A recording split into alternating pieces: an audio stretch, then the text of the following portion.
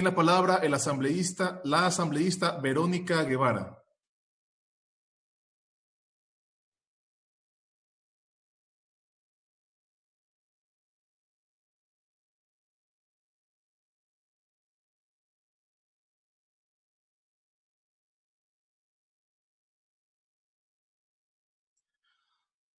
Asambleísta Verónica Guevara tiene la palabra. ¿Me escucha allí, presidente? Le escuchamos, asambleísta. Muchas gracias, presidente.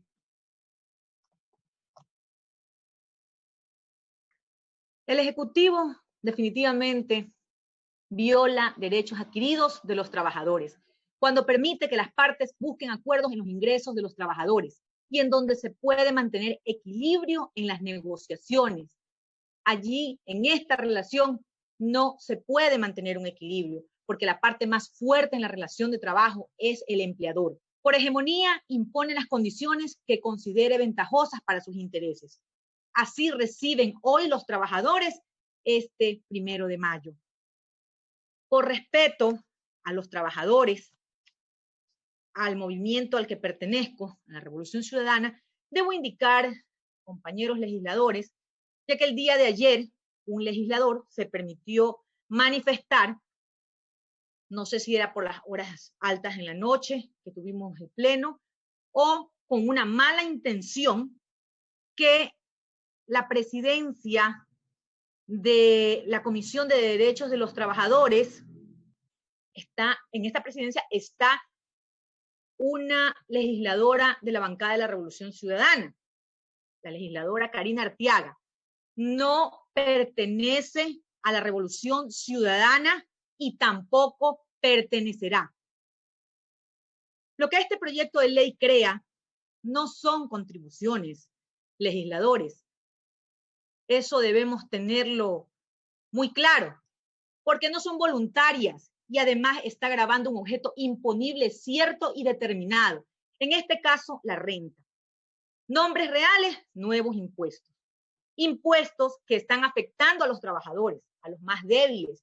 Y aunque la comisión revisó la tabla y elevó el valor de la fracción básica no imponible de $500 a $719, considero que deben modificarla. Para el funcionamiento de un Estado, toda persona que vive o reside en él, que tiene un negocio o actividad económica del que recibe beneficio, debe contribuir a través de los tributos. Este proyecto de ley de apoyo humanitario pretende obligar a pagar impuestos hasta los que menos capacidad económica tienen. Le corresponde al Estado buscar riqueza para que pueda, en este caso, crear o modificar tributos. Y para ello se debe analizar en qué momento estamos. Ante esta realidad es evidente que los ciudadanos e incluso las empresas ya no tienen la misma capacidad económica para contribuir, y eso es algo a considerar. Es un deber no solo del gobierno nacional, sino también de esta Asamblea Nacional, analizar todas las circunstancias sin establecer tributos atentatorios. Pregunto, ¿el Estado ecuatoriano ha realizado un ejercicio real de búsqueda de riqueza para plantear tributos que permitan afrontar las necesidades que tiene el país? Hay que entender por verdadera riqueza aquella que puede ser objeto de imposición sin vulnerar los derechos de los contribuyentes. ¿Cuáles son estos derechos? Derecho a la autoimposición, derecho a la legalidad tributaria, derecho a la seguridad jurídica, derecho a la propiedad privada, derecho a la confiscación vía tributos, derecho a la no confiscación vía tributos, derecho a contribuir de acuerdo a la realidad de la capacidad contributiva. Es decir, lo que ha hecho anteriormente y ha dicho este gobierno, cómo están los ingresos de los ecuatorianos y empresas ecuatorianas en estos momentos.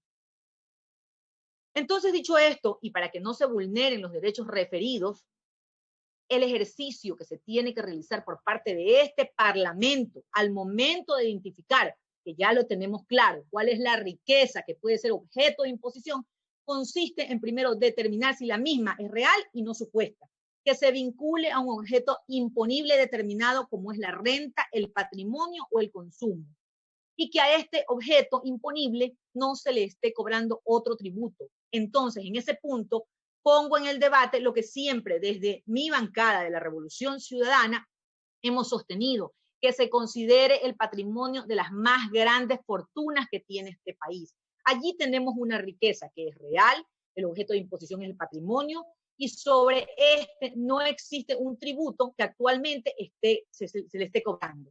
Por lo tanto, aquí tenemos a un grupo de contribuyentes que pueden aportar al sostenimiento del Estado sin que se alteren sus derechos y evitamos afectar a los que ahora tienen seriamente disminuidos sus ingresos y su capacidad contributiva. Solamente debemos fijar una base imponible y una tarifa para aplicar este impuesto al patrimonio.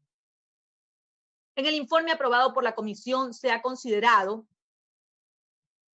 una de las propuestas de nuestra bancada para que se pague un impuesto sobre los bienes inmuebles y capital en sociedades domiciliadas en el Ecuador, que son de propiedad de sociedades que se encuentran domiciliadas en paraísos fiscales o jurisdicciones de menor imposición.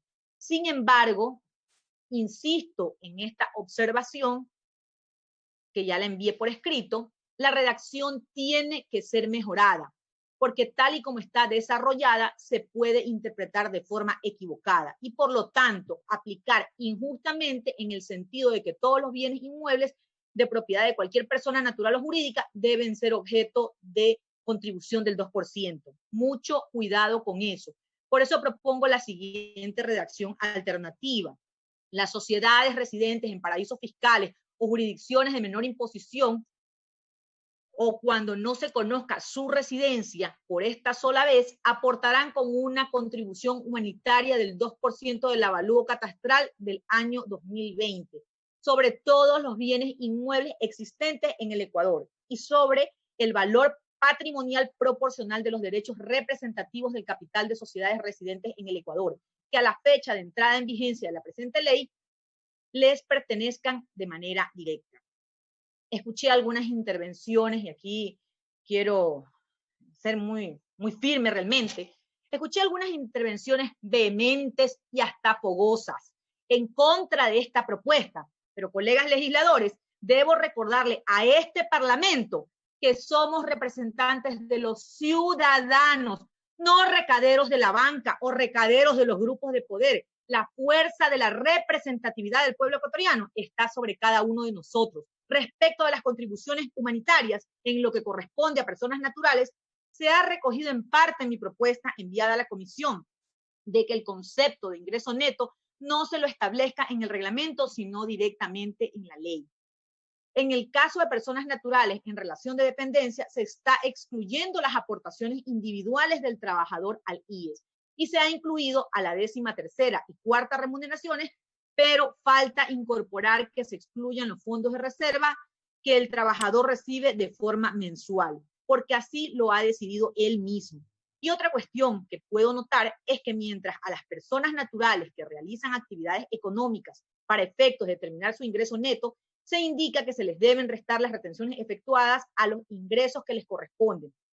Pero esto no sucede con las personas naturales en relación de dependencia, en donde el empleador se constituye su agente de retención y mes a mes le descuenta sus ingresos. La retención por concepto de impuesto a la renta, por lo tanto, y como la comisión no ha recogido este pedido que hice por escrito, solicito que para efectos de establecer el ingreso neto de las personas naturales en relación de dependencia, se resten las retenciones del impuesto a la renta efectuadas por el empleador. Debo indicar que la comisión ha recogido la propuesta de mi bancada relacionada con el artículo 20 para que los 5 miembros de la sociedad civil designados para hacer una observación del correcto manejo de la cuenta especial ya no conformen un consejo consultivo, lo cual es incorrecto, sino una veeduría ciudadana de observación. Los consejos consultivos están conformados tanto por autoridades públicas como representantes de los organismos que tienen intereses en un tema específico. Y su función es asesorar al ente público respectivo en la toma de decisiones, por lo que el cambio a veeduría es acertado. De igual forma, ¿Perdón? Un minuto. De igual forma, presidente, permítame culminar. De igual forma, se ha recogido mi observación que fue enviada por escrito a la comisión, que incorpora como disposición transitoria la obligación del presidente de la República de expedir el reglamento en el plazo de 30 días. También cabe señalar que he enviado una propuesta que faculta a la Junta de Política de Regulación Monetaria y Financiera para que con el objeto de revisar las tasas de interés máximas vigentes para los segmentos de crédito durante el 2020 y 2021, emita una resolución técnica sobre liquidez, solvencia y estrés del sistema financiero. Es importante indicar que el resultado de las tasas de interés debe ser el resultado de consensos técnicos con las autoridades respectivas, para lo cual se necesita mayor liquidez para la banca pública. Por esto, apoyo la propuesta de mi compañero Mauricio Proaño, que se deben cobrar las deudas en firme, las deudas tributarias en firme que tienen contribuyentes morosos con el Estado, para de esta manera y con este ingreso poder fortalecer a la banca pública y se pueda otorgar líneas de crédito preferentes, por lo menos de un dígito, para el sector productor primario, que como siempre ha sido olvidado.